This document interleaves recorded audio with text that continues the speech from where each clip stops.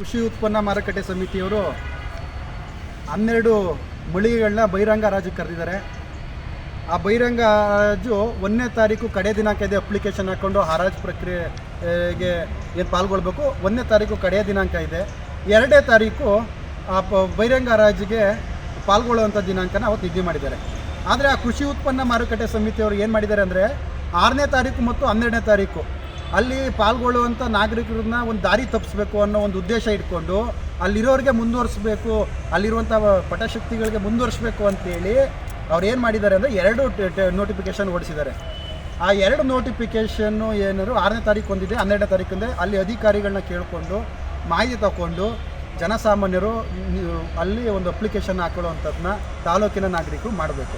ಜೊತೆಗೆ ನಾವು ಹಿಂದೆ 1 ವರ್ಷದ ಹಿಂದೆ ಏನು ಉಪನಿರ್ದೇಶಕರು ಕೃಷಿ ಉತ್ಪನ್ನ ಮಾರುಕಟ್ಟೆ ಮಂಡ್ಯ, ಜೊತೆಗೆ ಕಾರ್ಯದರ್ಶಿಗಳು ಕೃಷಿ ಉತ್ಪನ್ನ ಮಾರುಕಟ್ಟೆ KR-ಪೇಟೆ ಇಬ್ಬರಿಗೂ ಅಪ್ಲಿಕೇಶನ್ ಕೊಟ್ಟಿದ್ದೀವಿ. ಏನಂತ ಅಂದರೆ ನಿಯಮಾನುಸಾರ ಇವತ್ತು ಏನು ಸ್ಥಳೀಯ ಪತ್ರಿಕೆ ಇರ್ಬೋದು ಮತ್ತು ರಾಜ್ಯ ಪತ್ರಿಕೆ ಇರ್ಬೋದು, 2 ಪತ್ರಿಕೆಗಳು ಸ್ಥಳೀಯವಾಗಿ ಕೃಷ್ಣರಾಜಪೇಟೆಯಲ್ಲಿ ಅತಿ ಹೆಚ್ಚು ಪ್ರಚಲಿತ ಇರುವ ಪತ್ರಿಕೆಗಳಲ್ಲಿ ಟೆಂಡರ್ ಪ್ರಕಟಣೆ ಇದೆ, ಅದನ್ನ ನೀವು ಹಾಕಬೇಕು.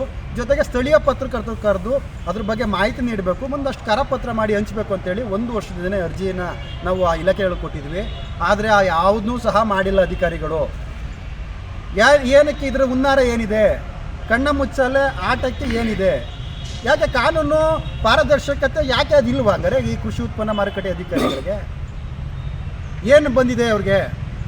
ಇವತ್ತು ಆ ಪ್ರಕಟಣೆ ನೋಟಿಫಿಕೇಶನ್ ಹೊಡೆದು ಇದುವರೆಗೆ ಯಾವ ನಾಗರಿಕರಿಗೂ ಗೊತ್ತಿಲ್ಲ, ಪಟ್ಟಣದ ಯಾವ ನಾಗರಿಕರಿಗೂ ಗೊತ್ತಿಲ್ಲ. ನಾನು ಅದರ ಮೇಲಧಿಕಾರಿಗಳ ಕೇಳ್ಕೊಂಡು ಹೋದಂಥ ಸಂದರ್ಭದಲ್ಲಿ ಆ ಪತ್ರಗಳು, ಕಾಗದ ಪತ್ರಗಳು ನನಗೆ ಅಧಿಕಾರಿಗಳು ಕೊಡ್ತಾರೆ. ಹಿಂಗೆ ಪ್ರಕಟಣೆ ಹೊರಡಿಸಿದ್ದೀವಿ, 1ನೇ ತಾರೀಕು 2ನೇ ತಾರೀಕು ಅದು ಹರಾಜು ಪ್ರಕ್ರಿಯೆ ಇದೆ ಅಂತ ಅಧಿಕಾರಿಗಳು ಕೊಡ್ತಾರೆ ಹೊರತು ಜನಸಾಮಾನ್ಯ ಒಬ್ರಿಗೂ ಗೊತ್ತಿಲ್ಲ. ಇವತ್ತಿನ ಮಾರುಕಟ್ಟೆ ಮೌಲ್ಯ ಎಷ್ಟಿದೆ? 15,000 20,000ಕ್ಕೆ 2ನೇ ಸಬ್ ಲೀಸ್ ಅಂತ ಕೊಡ್ಕೊತಾ ಇದ್ದಾರೆ. ಅವರು APMC ಕೊಡ್ತಾ ಇರೋದು 1,200 ರೂಪಾಯಿ, 1,300, 1,900, 1,800, 2,200 ರೂಪಾಯಿ ಲಾಸ್ಟ್. ಅದೇ 1,800, 2,000 ರೂಪಾಯಿ ತಗೊಳ್ಳೋಂಥ ವ್ಯಕ್ತಿ 15,000 20,000 ಬಾಡಿಗೆ ಕೊಟ್ಟಿದ್ದಾನೆ, ಸಬ್ ಲೀಸು ಕೊಟ್ಟಿದ್ದಾನೆ. ಇವತ್ತು ಸಾಮಾನ್ಯತೆಗೆ ಯಾಕೆ ಅವಕಾಶನೇ ಇಲ್ವಾ? ಈ ಸ್ವತಂತ್ರ ಬಂದು ಎಷ್ಟು ವರ್ಷ ಆಗಿದೆ? ಯಾಕೆ ಇನ್ನೂ ಇದೇ ರೀತಿ ಹೋಗ್ತಾ ಇದೆ?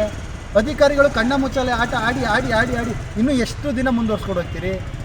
ಬಹಿರಂಗ ಹರಾಜನ್ನು ಪಾರದರ್ಶಕವಾಗಿ, ಪ್ರಾಮಾಣಿಕವಾಗಿ, ಕಾನೂನು ನಿಯಮದ ಏನಿದೆ, ಕೃಷಿ ಉತ್ಪನ್ನ ಮಾರುಕಟ್ಟೆ ಅಧಿನಿಯಮಗಳೇನಿದೆ ಆ ನಿಯಮದ ಪ್ರಕಾರ 1ನೇ ತಾರೀಕು ಅಪ್ಲಿಕೇಶನ್ ಲಾಸ್ಟ್ ಇದೆ, 2ನೇ ತಾರೀಕು ಬಹಿರಂಗ ಹರಾಜಿದೆ. ಅದರ ನಿಯಮದ ಪ್ರಕಾರ ಏನಾರ ಮಾಡಲಿಲ್ಲ ಅಂತ ಹೇಳಿದ್ರೆ ಕರ್ನಾಟಕ ರಕ್ಷಣಾ ವೇದಿಕೆ ವತಿಯಿಂದ ಆ ಕಚೇರಿಗೆ ಮುಖ್ಯ ಹಾಕೋ ಕೆಲಸ ಮಾಡ್ತೀವಿ.